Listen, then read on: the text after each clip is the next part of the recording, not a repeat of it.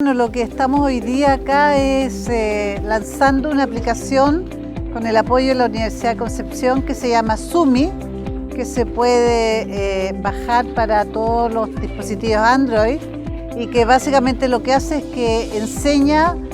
4 lenguas de pueblos indígenas y lo más importante enseña el mapudungún, que efectivamente queremos rescatar y que nuestros niños se sientan orgullosos de sus ancestros. La verdad que la aplicación hace que sea más simple aprender la lengua, la cultura y tener sus tradiciones. La visita de la ministra fue una buena ocasión, ya que a los niños nos cautivó y nos llamó la atención la aplicación. En la escuela de Boyeco, en la comuna de Temuco, lanzamos la aplicación Sumi, que es una aplicación bastante didáctica que tiene por objetivo aprender 4 idiomas indígenas: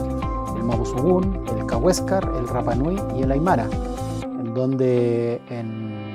con el objetivo que tenemos como institución de poder revitalizar las lenguas indígenas, particularmente en el segmento niño y adolescente.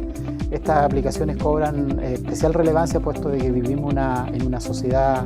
digitalizada, en donde el mundo de la aplicación, la computación, los celulares, etcétera, son clave. Entonces, una manera de poder llegar de mejor forma hacia los niños, los jóvenes, para que puedan aprender los idiomas de estos 4 pueblos.